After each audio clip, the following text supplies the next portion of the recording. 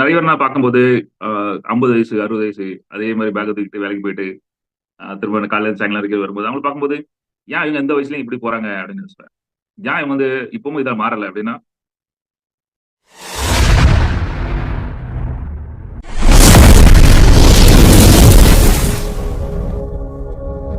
நான் யோசிப்பேன். நான் அந்த விஷயத்துல இருந்து மாறதுக்கு என்னெல்லாம் பாடுபட்டேன், என்னெல்லாம் படிச்சேன், என்னெல்லாம் ட்ரை பண்ணேன், எவ்வளவு ஃபெயிலியர் ஆனேன். இது வந்து கண்டிப்பா இவங்க பண்ணியிருக்க மாட்டாங்க அப்படின்னு. அப்புறம் நம்ம ட்ரை பண்ண செஞ்சிருக்க பார்த்தா எப்போ அது ஒர்க் அவுட் ஆகும்னு நமக்கு தெரியாது. எந்த விஷயம் ஒர்க் அவுட் ஆகும்னு தெரியாது. அவ்வளவு தோல்விகளை இவங்க தாங்கியிருக்க மாட்டாங்க. அவ்வளவு முயற்சி பண்ணிருக்க மாட்டாங்க. அவ்வளவு புத்திசாலித்தனமா ஒவ்வொரு விஷயம் செஞ்சிருக்க மாட்டாங்க. இது வந்து எனக்குள்ள ஓடும். அப்படி ஏதோ பண்ணியிருந்தாங்கன்னா என்னைக்காவது ஒரு விஷயம் கிளிக் ஆயிருக்கும். அப்புறம் அவங்கள்ட்ட ஆட்டிட்யூட் பாத்தீங்கன்னா, ஆ எனக்கு இப்படி ஆயி போச்சு. அதனால நான் இத விட்டு வெளிய வரல. அப்படி ஆயி போச்சு. அதனால வெளிய வரல அப்படின்னு எந்த விஷயம் பண்ணாததுக்கும் காரணம் சொல்லுவாங்க. ஏதாவது ஒரு தோல்வியோ, ஏதாவது ஒரு பெருமையோ, அதையும் நினைச்சு காலம் ஃபுல்லா வாழ்ந்திருப்பாங்க. அதனால தான் அவங்க வந்துட்டு எந்த நிலையில இருக்காங்களோ, அந்த நிலையில இருந்திருக்காங்க. அத விட்டு வெளிய வரல. இது நான் ஒவ்வொருத்தரையும் ரோட்ல பார்க்கும்போது, இவ்வளவு வயசாகியும், இவ்வளவு எக்ஸ்பீரியன்ஸ் இன்னும் ஏன் இவங்க இப்படி இருக்காங்க? அப்படிங்கும்போது இவங்க பல வழியில பல விதமா யோசிக்கவே இல்ல. அப்படி மட்டும் எனக்கு தெரியும். இது உண்மையா இல்லையா? பல வருஷம், பல மாசமா யாராவது சொல்லுங்க. சொல்ற பாயிண்ட்ஸ் புரியுதா? அதாவது நான் என்ன வேலைன்னு எடுத்துட்டா நான் 17 வேலை பார்த்திருக்கேன். 17 ஜாப் 17 கார்ப்பரேட் கம்பெனில வேலை பார்த்து வேலை விட்டதா இருக்கு. 22 பிசினஸ் பண்ணி நான் அது ஃபெயிலியர் ஆயிருக்கு. 23, 24 போயிட்டு இருக்கு.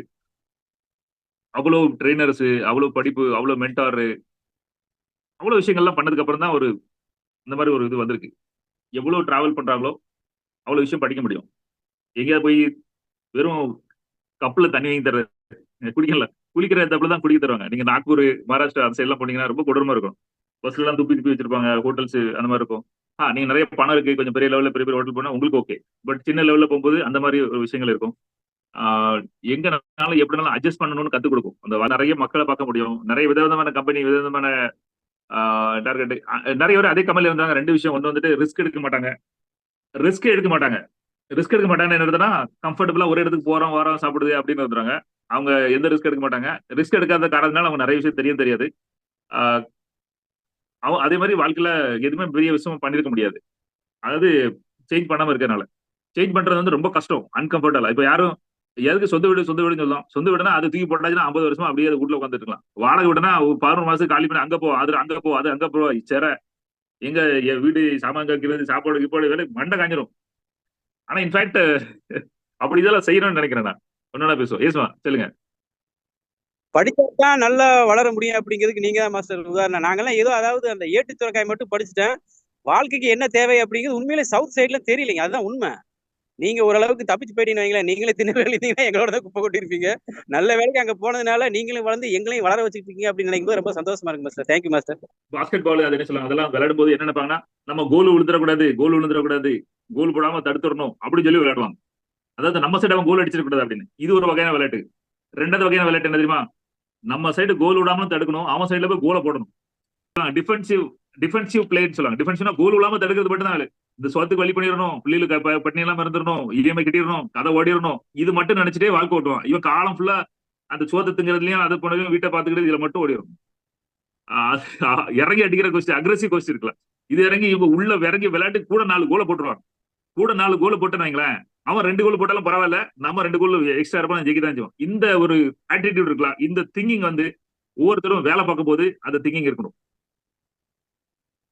இது இப்படி நான் வந்து என் சோத்து பொழப்புக்கு நான் வாழ்றது இல்ல. ஆனா அதுக்காக ரிஸ்க் எடுக்கும். அந்த ரிஸ்க் எடுக்கிறது, அந்த அந்த இதையும் பாக்குறது. எனக்கு இந்த விஷயம் எல்லாம் பேசும்போது எங்க அம்மா சொல்லுது, இதா டேய் வயசாகி போச்சுடா, வீடு வீடு கிடக்கு இருக்கு, இஎம்ஐ கட்டணும், பிள்ளைல ஆகி போச்சு, இப்போ நீ வேலையெல்லாம் மாறிட்டு இருக்க. இல்ல நான் நினைச்சதுன்னு கிடைக்கல, நான் போயிட்டு தான் இருக்கணும்.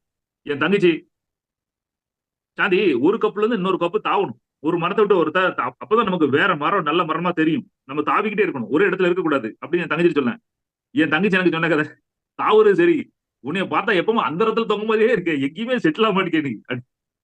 அவ சரி செட்டில் ஆவ, ஒரு தடவை செட்டில் ஆவ அப்படின்னு. அதெல்லாம் யாருக்கும் தெரியுமா? அது நடந்ததெல்லாம் யாருக்கும் தெரியுமா?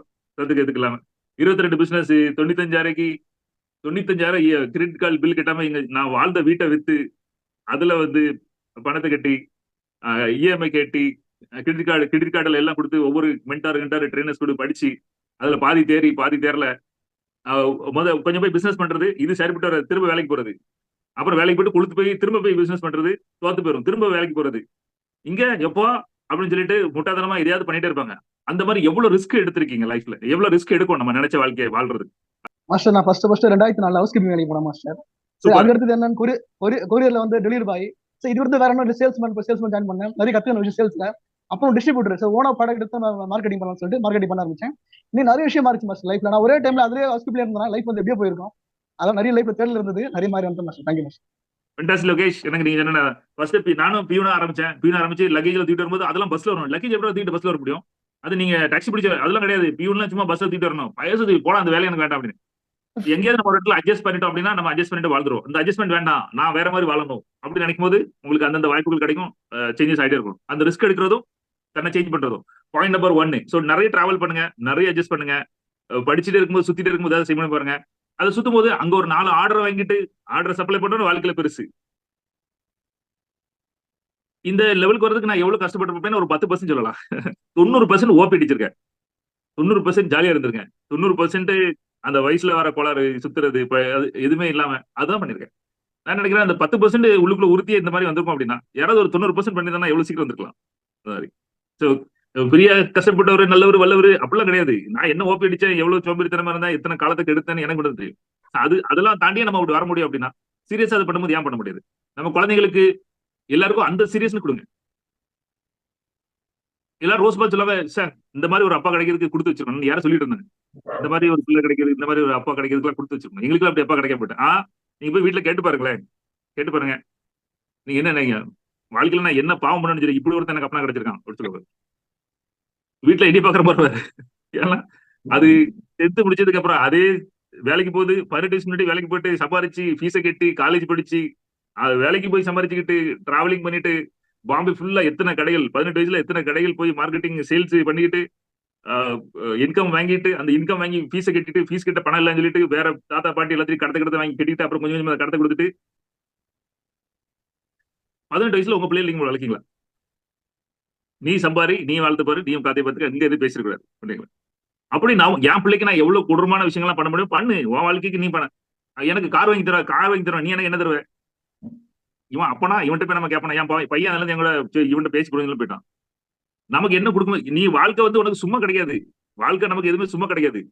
சாவடிச்சுதான் நமக்கு கொடுக்கும். கையில இருக்கிறத புடிங்கிட்டு போயிடுவான் 4 பேரு. 4 பேர் கால வரி விடுவான். நீங்க பிள்ளைய வளர்த்த மாதிரி வளர்த்து வெளியே விட்டீங்கன்னா அட பாவி நம்ம அம்மா அப்பா எங்க வளர்த்து விட்டாங்களா பாவம் அப்படி சொல்லும். இன்னைக்கு நாளைக்கு நமக்கு ஒண்ணுனாலும் பிரச்சனை இல்லை. இது காப்பாத்தி விட்டோம். பிள்ளைய பார்த்து பொண்டாடி என் பொண்டாடியை காப்பாத்தி விடுவோம். பிள்ளைய பார்த்து அது பாட்டு காலத்தை ஓட்டிட்டு போயிடும். டென்ஷன் கிடையாது. அவ்வளவு சின்சியரிட்டி, அவ்வளவு கொடூரம், அவ்வளவு நம்ம பிள்ளையிலையும் நம்மளை நாம கஷ்டப்படுத்திக்கிட்டு அது ரெடி ஆகிறோமா? அதான் பாயிண்ட்.